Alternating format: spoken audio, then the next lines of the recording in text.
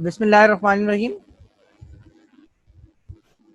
आज हम एम्पेरिकल और मॉलिक्यूलर फार्मूला के बारे में पढ़ेंगे और उसके बाद फिर उसका न्यूमेरिकल करेंगे।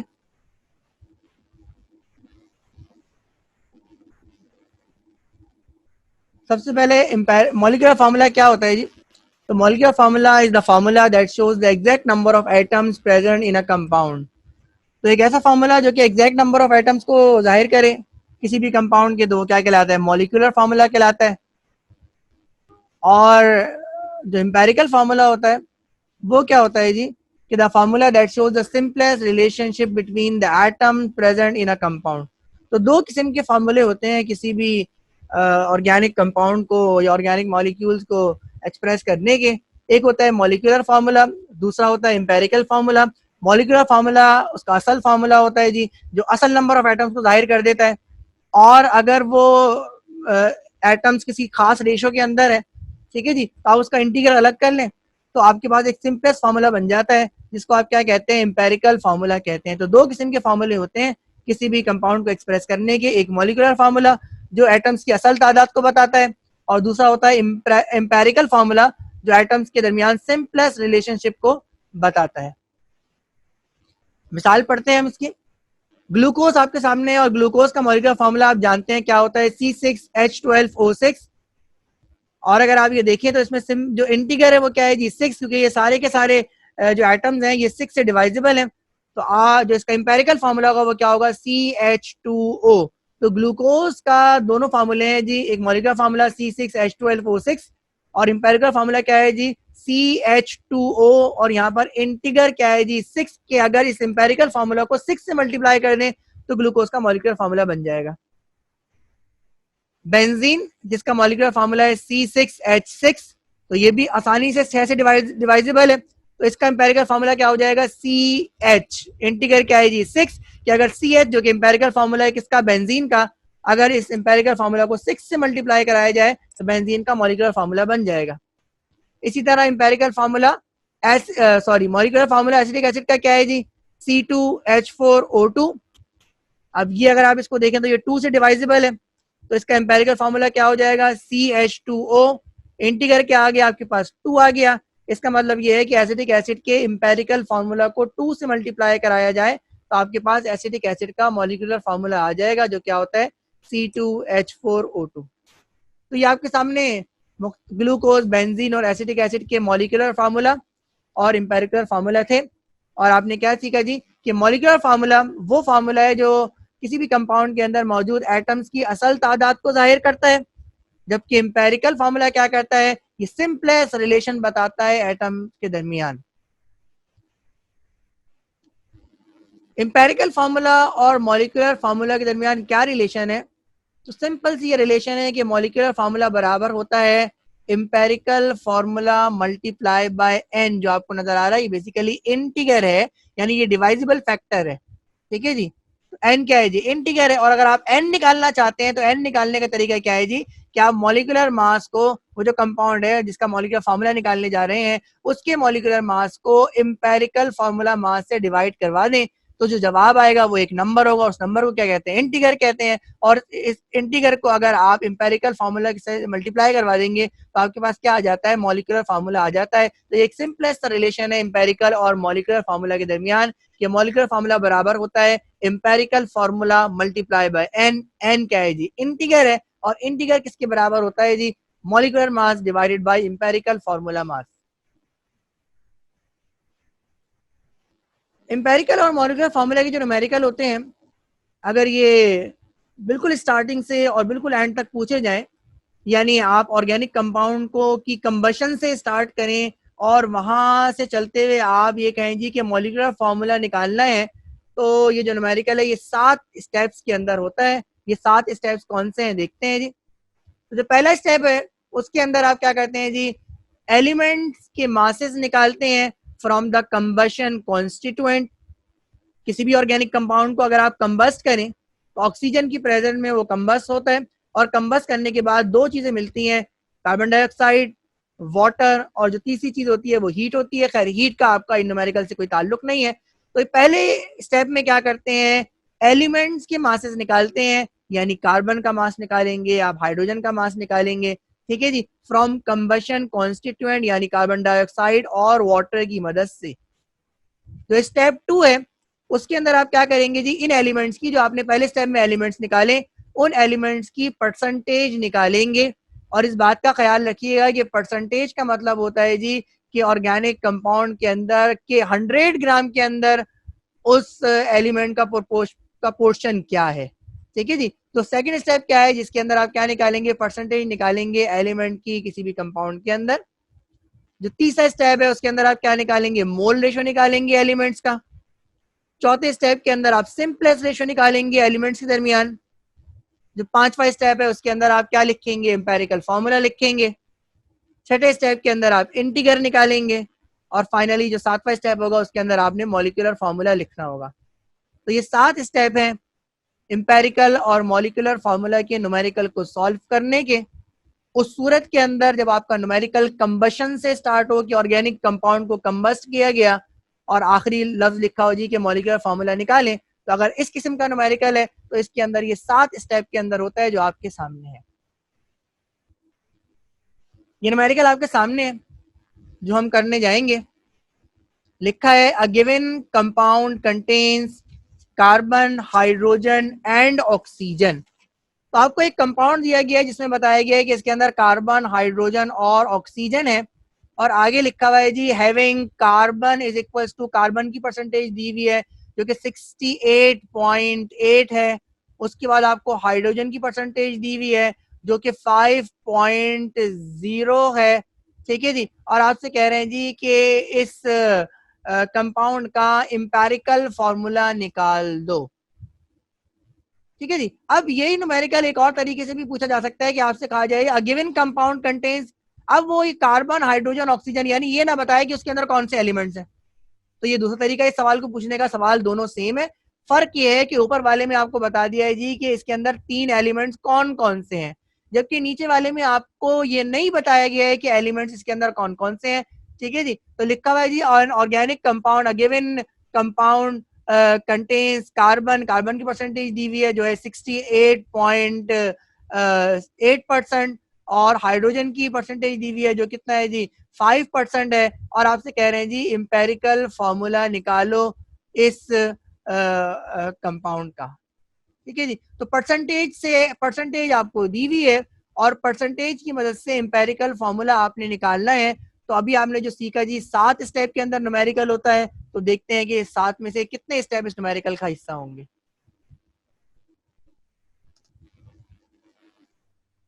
तो ये न्यूमेरिकल 7 स्टेप पर मुश्तमिल होता है, लेकिन क्योंकि आपको परसेंटेज दी हुई है, यानी ये आपको गिवन है और आपने मॉलिक्यूलर फार्मूला नहीं बल्कि क्या निकालना है, एम्पेरिकल फार्मूला निकालना है। तो इसका मतलब ये है कि ये इस न्यूमेरिकल में के 7 में से कितने स्टेप रह जाएंगे, 3।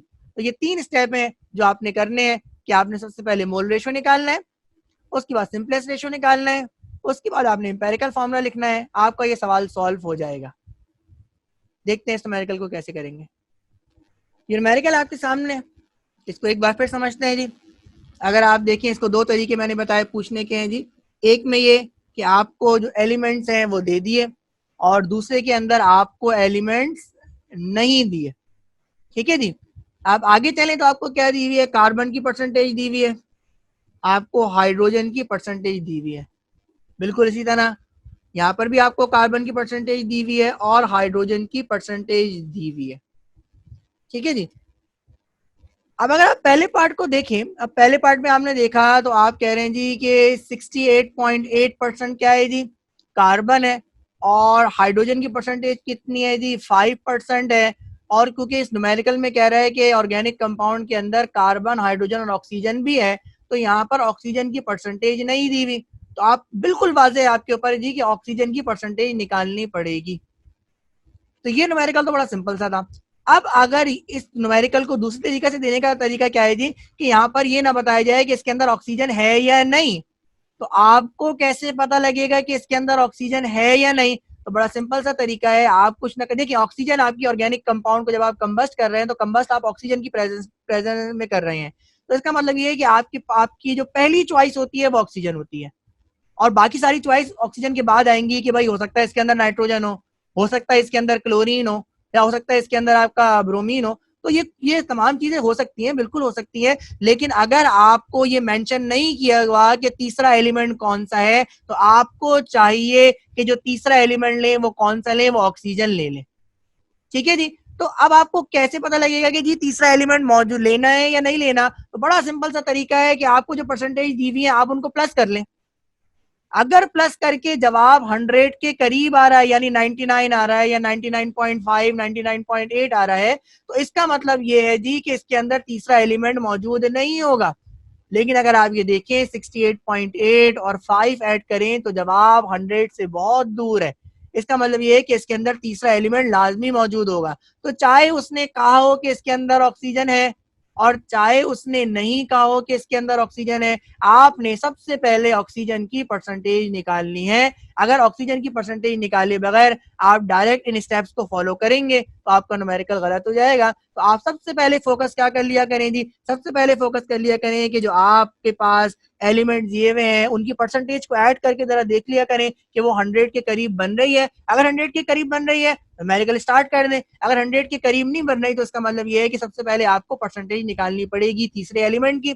अगर वो तीसरा एलिमेंट दिया हुआ है तो ठीक है जी, उसी को इस्तेमाल करेंगे। लेकिन अगर तीसरा एलिमेंट नहीं दिया हुआ तो आपके पास जो फर्स्ट ऑप्शन होगा वो क्या होगा, वो होगा जी ऑक्सीजन। कि आप तीसरे एलिमेंट ऑक्सीजन कंसीडर कर लेंगे और ऑक्सीजन कंसीडर करके ऑक्सीजन की परसेंटेज निकालेंगे। ठीक है जी। तो इस न्यूमेरिकल को स्टार्ट करने के लिए सबसे पहले हम क्या करने जा रहे हैं, हम निकालने जा रहे हैं परसेंटेज ऑफ ऑक्सीजन। मैंने लिखा फाइंडिंग परसेंटेज ऑफ ऑक्सीजन। और ऑक्सीजन की परसेंटेज निकालने का तरीका क्या है जी, कि परसेंटेज ऑफ ऑक्सीजन किसके बराबर होगी। परसेंटेज का मतलब ये जी कि आप 100 में निकालना है तो आप लिखेंगे जी 100 minus percentage of carbon. Carbon की परसेंटेज कितनी है जी 68.8 और माइनस परसेंटेज ऑफ हाइड्रोजन जो कितनी है जी 5.0। ठीक है जी। अब आप इसको सॉल्व करें तो सॉल्व करने के बाद जो ऑक्सीजन की परसेंटेज आ रही है वो आ रही है 26.2%। यानी जो ऑक्सीजन है वो तीसरा एलिमेंट है और वो इस कंपाउंड के अंदर मौजूद है जिसकी परसेंटेज कितनी है 26.2 है। ठीक है जी। तो आपके पास पता लग गया जी कि कार्बन इस कंपाउंड के अंदर 68.8% मौजूद है, हाइड्रोजन 5.0% मौजूद है, जबकि ऑक्सीजन 26.2% मौजूद है। तो ये आपका पहला स्टेप, पहले स्टेप से पहले वाला स्टेप मुकम्मल हो गया। यानी आपने ऑक्सीजन की परसेंटेज निकाल ली जो आपको इस न्यूमेरिकल के अंदर नहीं दी हुई थी। अब जब आपको परसेंटेज पता लग जाती है तो आप अपने स्टेप 1 पे आ जाएंगे। और आपके लिए स्टेप 1 क्या है जी, कि इस परसेंटेज की मदद से आप क्या निकालते हैं, मोल रेशो निकालते हैं एलिमेंट्स का। तो स्टेप 1 करने जा रहे हैं जो कि क्या है जी, finding mole ratio of elements. और मोल रेशो निकालने का बड़ा सिंपल सा फॉर्मूला है। और वो फॉर्मूला क्या है जी, वो फॉर्मूला आपके पास है जी कि मोल रेशो ये किसके बराबर होता है, ये बराबर होता है जी percentage mass divided by atomic mass. तो जो परसेंटेज दी हुई है या परसेंटेज मास दिया हुआ है उसको आप एलिमेंट के एटॉमिक मास से क्या करवा लें, डिवाइड करवा लें। तो जब आप निकालेंगे मोल रेशो कार्बन का तो कार्बन कितने परसेंट है 68.8% है। तो आपने लिखा जी 68.8 डिवाइड बाय कार्बन का एटॉमिक मास कितना होता है 12। तो ये क्या आ जाएगा, ये आपके पास आ जाएगा मोल रेशो किसका, कार्बन का। सॉल्व करें तो आपके पास जवाब आ रहा है 55.733। तो ये आपके कार्बन का मोल रेशो है। ठीक है जी। इसी तरह अगर आप हाइड्रोजन की बात करें जी तो हाइड्रोजन की परसेंटेज कितनी है जी 5.0 और हाइड्रोजन का एटॉमिक मास कितना होता है 1। तो आपके पास यहाँ पे क्या जवाब आ रहा है, यहाँ पे जवाब आ रहा है आपके पास 5.0। इसी तरह आप किसकी निकाल सकते हैं, इसी तरह आप ऑक्सीजन का मोल रेशो निकाल सकते हैं। किस तरह निकालेंगे कि ऑक्सीजन का की जो परसेंटेज जो आपने निकाली है वो कितनी निकाली है 26.2 और ऑक्सीजन का एटॉमिक मास कितना होता है 16। तो 26.2 को अगर आप 16 से डिवाइड करें तो आपके पास जवाब आ रहा है 1.637। 7। तो आपने इस स्टेप के अंदर मोल रेशो निकाला एलिमेंट्स का, जिसका सिंपल सा फार्मूला था। और फार्मूला क्या था जी कि आपने परसेंटेज मास को इन एलिमेंट्स के एटॉमिक मास से डिवाइड करवाया, तो आपके पास क्या आ गया, मोल रेशो आ गया और कार्बन का, आपके पास मोल रेशो आ गया हाइड्रोजन का, आपके पास मोल रेशो आ गया किसका, ऑक्सीजन का। अब हम स्टेप 2 पे जाएंगे। स्टेप 2 क्या है कि इसके अंदर हमें सिंपलेस्ट रेशियो बिटवीन एलिमेंट्स निकालना है। ये हमारा स्टेप 2 है। The simplest ratio between elements, carbon, hydrogen और ऑक्सीजन के दरमियान सिंपलेस्ट रेशियो फाइंड करना है। इस स्टेप में क्या करें, जो आपने ऊपर मोल रेशो निकाला है, आप सबसे पहले तो उसी को लिख दें। आपने लिखा कार्बन के मोल रेशो कितना है जी, 5.733। हाइड्रोजन का मोल रेशो कितना है जी, 5.0। ऑक्सीजन का मोल रेशो कितना है, 1.637। सिंपलेस्ट रेशियो निकालने के लिए आप क्या करते हैं कि अब आप ये देखिए कि इन तीनों में से जो नंबर सबसे छोटा है, और सबसे छोटा कौन सा है जी, 1.637 है। आप तीनों को इसी नंबर से डिवाइड कर दें। तो सिंपलेस्ट मोल रेशियो निकालने का तरीका क्या है कि आपके पास जो मोल रेशियो आया है एलिमेंट्स का, उसके अंदर आप तलाश करें कि सबसे सिंपलेस्ट नंबर क्या है, और जो सबसे सिंपलेस्ट नंबर होगा उनसे आप क्या करेंगे, तीनों को डिवाइड कर देंगे। तो सिंपलेस्ट नंबर क्या है, 1.637। तो आपने कार्बन को डिवाइड करवाया 1.637 से, आपके पास जो जवाब आ रहा है वो आ रहा है 3.5। इसी तरह हमने हाइड्रोजन को डिवाइड करवाया 1.637 से, और आपके पास जो जवाब आ रहा है वो है 3। और इसी तरह हमने ऑक्सीजन को 1.637 से डिवाइड करवाया, जवाब आपके पास कितना आएगा जी, 1।